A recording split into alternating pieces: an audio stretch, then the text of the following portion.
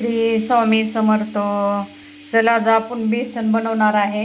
तर ह्यात आपण बेसन पीठ कालवून घेतलेलं आहे का तर गटुळ्या होतात ना तसं टाकल्यावर. ह्यात लसूण कोथिंबीर आणि चव्यानुसार मीठ घेतलेलं आहे. का इथं कांदा टाकलेला आहे भाजायला आपण.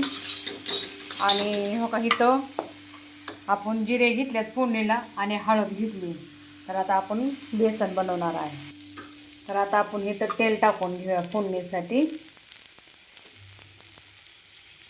आता आपण ह्यात 2 चमचे तेल टाकून घेऊया. आता आपण जिरे टाकूया.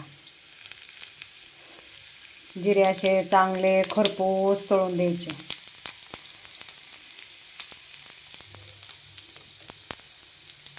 आता आपण हिरवी मिरची टाकून घेऊया. जी काढून घेतली होती ना ती हिरवी मिरची आपण टाकून घेऊया. आता हिरवी मिरची टाकून घेतलेली आहे. आता आपण एकजीव करून घेऊया सगळ्याचा.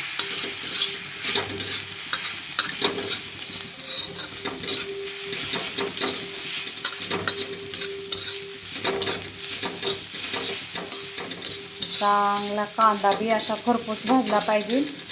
आणि लसूण कोथिंबीर हिरवी मिरचीची पेस्ट केलेली ती पण अशी खरपूस भाजली पाहिजे. आता आपण हळद टाकून घेऊया थोडी तळण्यासाठी. म्हणजे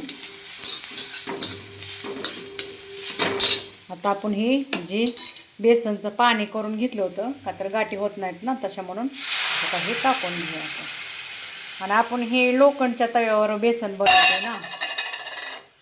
लोखंडच्या कुठली पण कढई असू द्या तवा असू द्या लोखंडाच्या भांड्यात खाल्लेलं चांगलं असतं म्हणून आपण हे लोखंडच्या तव्यामध्ये बेसन केलेलं आहे.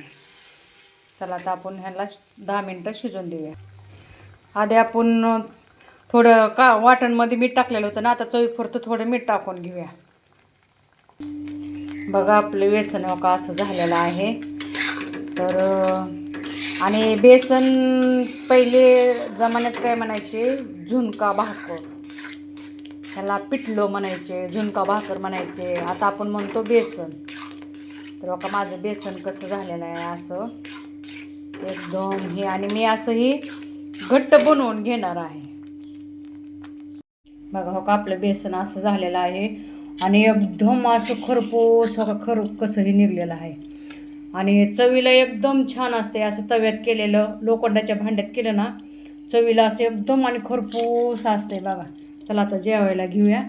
बघा इथं आपण जेवायला घेतले. इथं आपण भेंडी घेतली आपल्या भेंडीची मिठाची करून. इथं दोशे केलेत. इथं ज्वारीची भाकर आहे. आणि हे आपलं गावरान झुणका भाकर या मराठी पद्धतीचं खायला माझ्या मैत्रिणींनो. आणि माझा कसा व्हिडिओ वाटला माझ्या बेसनचा ते तुम्ही मला कमेंट करा, फॉलो करा.